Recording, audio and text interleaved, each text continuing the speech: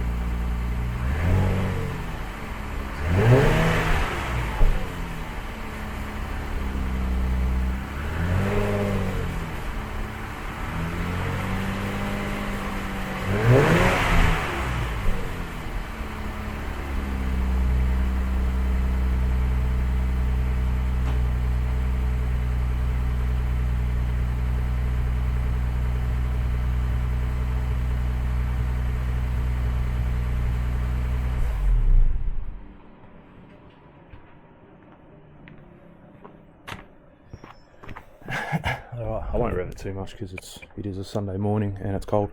But yeah, that was like 2,000 RPM to almost 4,000 RPM. So we'll do the same when I get maybe tomorrow morning on a cold start, because that was stone cold. So yeah, probably do the same. I'll show you what it sounds like today, but then we'll do a cold start tomorrow.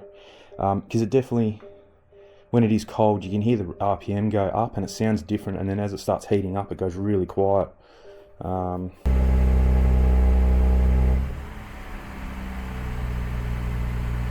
So I don't know, it doesn't have any variable valves in the exhaust, it's all just to do with the motor. But yeah, anyway, so yeah, my mate, I don't know if I mentioned, but he's on his way here. We're not doing the exhaust here, he's just coming to pick my ramps up, so he's going to take that and the ramps that are under this car. Obviously they ain't going to fit in here, and I don't have roof racks. Another option was to put them in here, and then I was going to run this car to his house, drop them off, come back, swap cars, and then go. And he's got a ute, so he just offered, and he said, no, I'll come and pick them up. It's easier. So yeah, we're going to do that. So I won't bring this camera with me because I guarantee it's going to get dropped, broken, scratched, or welding splatter all over it, and I don't want to damage it. So I'll have my phone on me, so I'll just a few little pictures throughout the day. He seems to think it's not going to take a long time. Let me just disconnect this camera and I'll show you underneath what we're up to.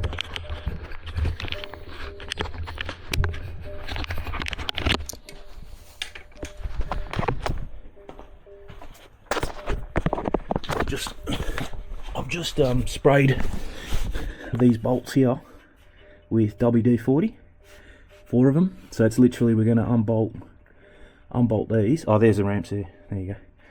Oh, it's tight. It's tight, but it's not touching, so that's good. Yeah, so unbolt. This flange back bit here will stay. This is going to stay. And then we're going to make, so that's why I've got the new flange, and he's got the pipe, and then tip here. So it's like 1/2 metre of pipe. It's not a lot. He seems to think it'd go pretty quick. So see how we go. While we're under there, I'm going to ask him about doing the rest of the exhaust as well. Not today. We'll do it at a later stage, and you can see how small the exhaust is. It's 1 3/4 or 1 5/8 or something. It's not very big at all. It would be good if I could get him to redo the whole exhaust and keep those cats, reuse those cats somehow, and make a 2.5 inch pipe connect to those cats. So I'll ask him about it. Yeah. Otherwise, I was thinking probably not, because obviously I'm going to keep the bit that we're taking off today. We're not hacking anything up. Everything's bolt on, bolt off. So if we do what we're doing today and it's too loud, I can go back to this bit by myself. I can just jack it up here and connect it and go back to my, on my own, no welding. So yeah, maybe it might pay to get new resonators that are the same or quieter, or I don't know. When we do this mid bit, that way if I ever wanted to go back to a full stock exhaust, I have all the parts here. I could just keep them in the shed or something. So, but yeah, anyway. What's the time? He should be here pretty soon. Yeah, another 5 minutes or so. So anyway, I'll lock off here, and I'll see if I can video, but I'll definitely take a few pictures in the process, and then I'll give you a rundown when I get back home. So I'll see you in a bit.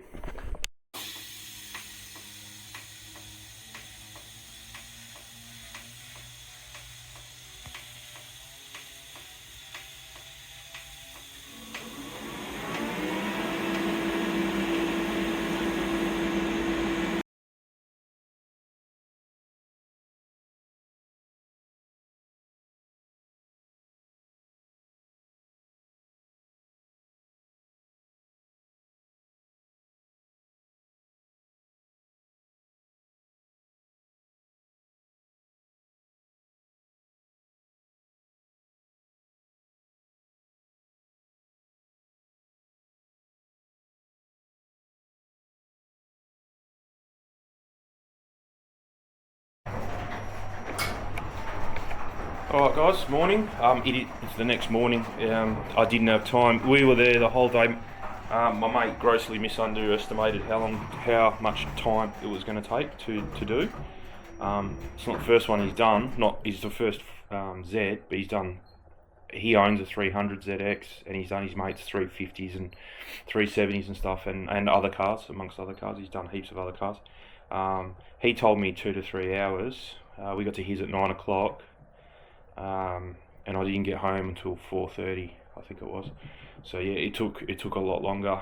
The thing that took the longest was, I think because it's a twin. He normally does singles, and I think that's so there's two to do, and you got to get them matching space and left, right.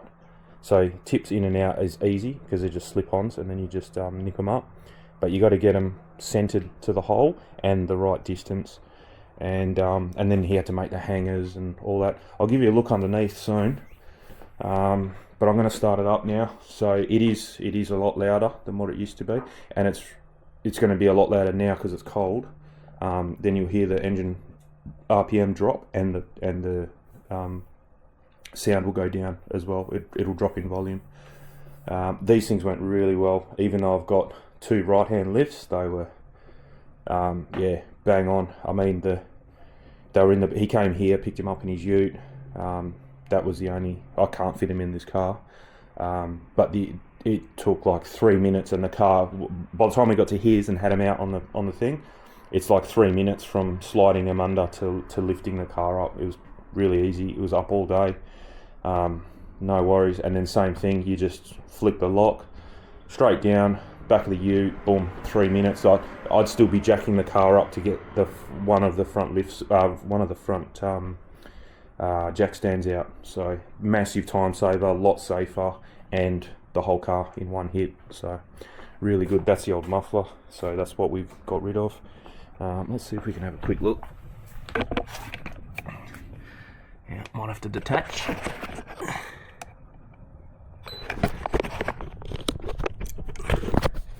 So yeah, that's what he's done there. Nice pie cuts. You can see it there, really good. I think I might have zoomed in. Hang on. Get rid of that. Yeah. So yeah, got rid of the muffler, just straight through. Nice job. New hangers. Can't really see the hangers, but yeah, he's got them coming underneath and nicely welded all up. Tips are just hanging out a little bit, but yeah, that took the most amount of time to get everything all even Steven. But anyway, we're in the same spot as we were. Oh, hang on, turn this back on.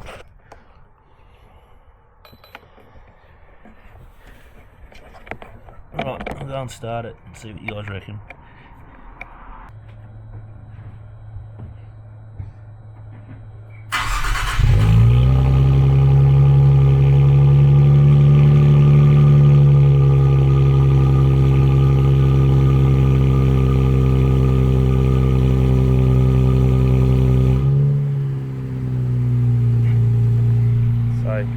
Sure you would have heard that. It goes loud, and then like 10 seconds later it just cuts volume. So I don't know what it is. There's no valve in the exhaust.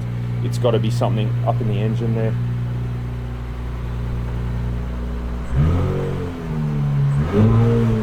Yeah, so it's a little bit, and you got to remember I've got everything working against me here. So it's turbos kill noise. It's a V6, they sound shit. Even a good one sounds crap.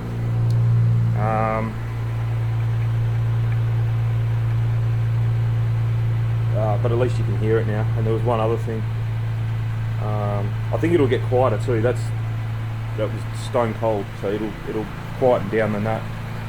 I only drove it. He only lives like 15 minutes from me, so that's the only time I've driven it. I'm about to drive it this morning now, so I can give you a bit of a rundown when I get back.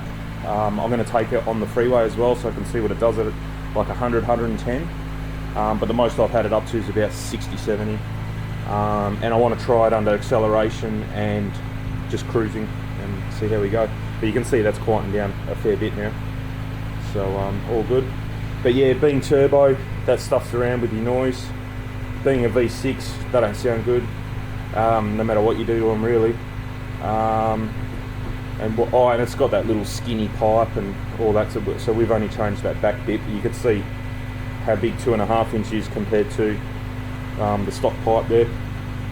So yeah, there's not much I can do. It's as bad as, I really don't want it too loud, so I think this is the best compromise, but it's probably on the louder side of what I was expecting, but it does get quiet when she's hot, and when you're driving it's almost silent, like at a constant speed. It's only under acceleration, under load, you can hear it. So yeah, we'll go for a drive later anyway. I'll do it all in this video so you can hear the difference, but I won't bring it with me now because it's just going to be a little quickie. I've just got to go somewhere and I thought I'd bring this, so yeah. But anyway, we'll see you in the car in a bit. Alright, so back from the drive. Nothing's gone right this weekend, apart from the exhaust. Went right, but it took like 8 hours longer than what it should have taken. But well, not what it should have, just what I was told, and then that stuffed the whole weekend up. But anyway, yeah, Mrs. not too happy because I spent the whole day there the other day. But anyway, it doesn't matter. She's over it now. I took her to work to make up for it, and I wanted to go for a drive anyway and test out the exhaust because I had to rush home because we had people over, I mentioned before. So I really didn't get a chance to test it out. I forgot my camera, so I took her to work, got halfway to drop her off at work and realised I forgot my camera. And then I thought, oh well, all good. I've got the dash cam, so I'll just use the dash cam. And pretty much the whole way home, and I went on the free a couple highways at varying speeds, 80, 90, 100, 110, just to show you what it sounds like, and can confirm zero drone, no drone at any of those speeds. If you're going flat or downhill, it's pretty much no noise. It's what it was back in the day with the stock exhaust. You just touch the throttle and then you'll get a bit of a note, and that's it, and that's all it is. So very, as they say, it's a gentleman's exhaust. It's not a ricer or young kids exhaust. I don't think they'd be happy with it. It wouldn't be loud enough for them all the time. But anyway, yeah, so I did have a heap of footage. Got home, pulled the card out of the dash cam, no audio, and it's kind of neat audio to show you what an exhaust sounds like. So yeah, I must have pressed the button at some stage, because it has a button to turn the mic on and off. Must have pressed it. I went back like over a week ago and there was no audio on anything. So yeah, I must have pressed it a while when I was mucking around with it, so it doesn't matter. Yeah, all good. The dogs are knackered. They've just had a massive walk and a bath, so they are cooked. That's them done for the day pretty much. It's only early in the morning, but yeah, they're done for the day. Just made my coffee and my special little treat that I get. My mate is kind of, like I did say in one of the videos, he's kind of just moved house, and he's a bit up. He's got his workshop set up, but you can't put a car in the workshop. It's like a single car garage. He does pretty well with the space that he's got. It's a bit like this, just jam packed, sides, walls, roof, everything. He's taken up every space he can, but he's got way better tools than mine. He's got you know, spinny things so you can weld and it spins for you. He's got an oxyacetylene torch. He's got a really nice TIG welder. Yeah, he's got all the good stuff. He eventually wants to work from home for himself, but he works where I work at the moment. So yeah, so I'm going to clean this up. That reason, yeah, he's got a workshop. It's undercut. It's about the same size as this, actually, probably a bit bigger. But where we were working on the car was just a cement pad out in the open, no roof, nothing. And it got really windy in the afternoon, and it's just blown. There's just sand everywhere. We're sand in our eyes, sand in our mouth, everything. So I want to give this a bit of a clean up. I've just cleaned the other lift that is going back, and I just got confirmation in an email that the new lift is on its way to me today. So I should see that Wednesday, Thursday. Hopefully this week it should be all sorted, and they're taking the old lift back. All the hoses, you can see they were laying in sand and everything, so I want to give everything a bit of a wipe over with WD-40. That's probably the best cleaner for this kind of thing. Oh, and then I just jumped on AliExpress. I measured all these hoses. These hoses, the ones that are on the lift, there's only like less than a metre on the lift themselves, each one. This stuff, and I've got some curly, this stuff coming. I had to buy 10 metres should do it. It's this stuff, smaller, and I got it in Hulk green to match all this. I hate green, but everything else is green, so yeah, I thought I'll just match it in. And then I'm looking at these. This might turn out alright. I think I'm going to go to Bunnings in my travels. I'm not going to make a special trip yet. There's plenty of room, and I might actually put some caster wheels on this, because this thing is really heavy. It doesn't look that big, you know, like that's just got oil in it, and then the motor, but it is hefty to lift up. So yeah, I might chuck it up some wheels. That way you never have to lift it again, because it stays on the floor all the time. So yeah, I might do that. But yeah, plenty of cable. It's, yeah, really good. I wish I got it a long time ago. I've been putting it off for years and years and years. Just couldn't justify the. I remember when Costco first came to Perth, they actually had the QuickJack branded ones, which I think they're the ones that invented it, I'm pretty sure. And they had them for like $1,800. This would have been 10 years ago, and I just couldn't justify it. I was like, nah, I've done all the work to my car. Don't really need it anymore. Whatever. And then every time you do something to your car, you just go, I wish I'd bought them. Now to buy a QuickJack, they're in the almost $4,000. They're almost the same price as a 2-post lift or 4-post lift. So yeah, really annoying. Wish I'd done it. I think once COVID hit, all these prices of things that you do DIY at home just went through the roof. But anyway, Then this one came out and was a bit cheaper. So yeah, is what it is. The only downfall with this one is it does leak when you undo the couplers, the quick connects. A little bit of oil comes out. I don't know if that's normal. I'm not sure. I've done it probably 4 or 5 times now, and the oil level still hasn't really gone down. So yeah, I think we're right. Obviously it's going to use oil, but I think it's going to be the amount of times that I use it, it'll be a 1 or 2 yearly top up for the oil. I don't think it's losing that much. It looks worse than what it is. You go and wipe it up and there's hardly anything on it just looks bad because it's oil. But yeah, I was very happy with them. They worked well. So as far as the exhaust goes on the car, I've got the muffler down the side of the house. I'm just going to hang it up. I'm going to try and find a spot to put it, hang it off the ceiling, or I don't know, just somewhere out of the way. Give it 10 years and then probably throw it out. And I wish I'd thrown it out 10 years earlier, but yeah, I want to keep it for a little while just in case it gets on my nerves. I don't think it will because it's not that loud, but just in case, and I want to go back to the original, we can. So yeah, that'll come in here.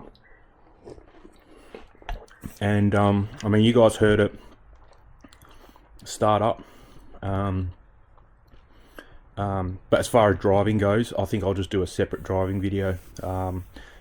The car's away now, so probably later on in the week, we'll go for a drive and hit up all those same roads again and go somewhere a bit funner to drive, because where I was driving, it was all traffic this morning. It was like 7:30 in the morning traffic, so yeah, it wasn't really that great of a showcase of the exhaust anyway.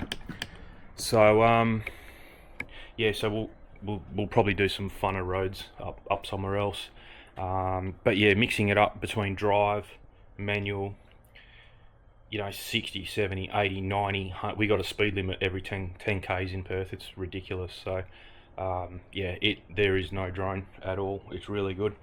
I was saying in that video that had no audio, if I did want it a bit quieter, I could join the two bits that my mate made. I can join them together with a resonator in the middle, and that'll smooth out the noise as well. But it's not that bad. It's really good. It's pretty good. So yeah, that was one thing I was talking about. I was saying there's 3 things fighting me in that car to get a decent note out of it. One, it's automatic. Automatics don't sound good when they change gears, they just don't sound good in my opinion. Manual sounds much better with a sports exhaust. V6s inherently don't sound good at all. There's something funny about the way there's a whole science to it, but yeah, V6s just are like the worst sounding engine, no matter who makes them or what size they are. V10s apparently are the best sounding engine, just the way that the firing orders or the sound works. I don't know. I watched a video a long time ago about it. And turbo just kills the noise. That's probably working in its favour though, because that's what I want. I don't want it loud, I want it smooth, and I think the turbos are working in the favour for that one. So yeah, and also I've mentioned I finally got the oil analysis report like 1,000 kilometres later. So lucky there wasn't anything wrong with the engine, because I've done like another 1,000 k's on it since I sent the oil sample. It was all good. No wear metals at all. Levels all good everywhere. So I'm pretty sure Nissan must run the engine in, because you'd expect to find some kind of aluminium or something in the engine, but there wasn't. It was like less than 0.1 parts per million, or less than 1 part per million or something like that. It was nothing. So yeah, Nissan's definitely doing a bit of a run-in. Saying that, you still have to run the car in, because the gearbox, the diff and the engine are all connected, and you've got to slowly introduce them to one another, if that makes sense. You don't want to just go out and start doing launch controls on day one. So yeah, it was all good. The only drama was it had 3% fuel dilution in the oil. They did say that it's normal for a new car to have that. 3% is not a lot anyway, but after 2,500 Ks it kind of is, but at 10,000 Ks it's not. So they said just don't stretch the next service out, do it within 5,000 Ks.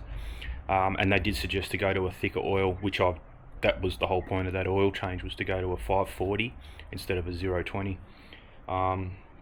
So I've been doing a bit of reading, and apparently that can fix your fuel dilution. I don't know what it's like, an overfueling issue, but that car's like, it's not going to be overfueling. I'd say all it is just the oil is so thin. The unburnt fuel is getting. It shouldn't have unburnt fuel. I don't know. We're just going to have to keep an eye on it. So 2,500 Ks the car got done.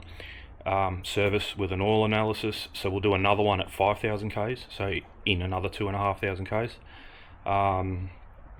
We'll do another one if that numbers come down and everything else is looking good. Then I'll do another oil change at 10,000. So that will be a 5,000 interval, and then we'll go to 10,000 after that. 10, 20, 30. As far as oil analysis go, I'm not going to get it done every time. I'm definitely going to get it done at 5,000 Ks, another one at 10,000, and probably another one at 20, just to make sure everything's flat. There's no spikes, there's no trending wear or anything bad. And then after that, the next one will probably be at 50, and then another one at 70. That's years down the track. So yeah, that'll be good, just to keep an eye on things. There's no need to have them every year. So all good. But yeah, that's all I can say really. Happy with the exhaust, really nice, not too stupid. Yeah, I'm just going to clean this up, and we'll see on the next one. I don't know what it's going to be. So pretty much the next job for this lift is we're gonna do the brakes on the Commodore. I'm not sure. Might get my old man to come around and give me a hand, because I've always been the one inside pressing the pedal. I've never been the one on the other side. So I definitely want to learn how to do it. Plus I have a brake bleeding kit, like a one-man brake bleeding kit, with you connect up to the compressor and it just sucks all the fluid through. So you don't need someone inside. So yeah, I'll probably get him to come and show me how to do it. But I didn't want to do it this week. They're actually coming back today from their holiday, so they'll be back. But he's not going to want to do anything. He's in holiday mode still. So I was going to try and do it myself, but at least he's here if I get stuck. But because they sent me the wrong lift now, and it's going to be coming Wednesday, Thursday, or Friday, I didn't want to have to bring the car down just to swap the lifts over. So I'm just going to wait until I get the proper lift, and then I can jack the Commodore up, give it a shot myself. If it's up there for 2-3 days until he can come and show us what to do, so be it. Doesn't matter, I've got the other car. But I've got a feeling it's going to need rotors. I've got pads, I've got everything up in the box there. I've got pads, brake fluid, got everything ready to go. But I'm pretty sure it's going to need at least front rotors. I don't think it'll need rears, but it's 100,000 Ks and it's never had a set of rotors on it. So yeah, I reckon it may need rotors. But anyway, that's enough jibber jabbering. Yeah, that's all I can say. Lift is good, exhaust is good. Next job's on the Commodore. Thanks for watching. Catch you later.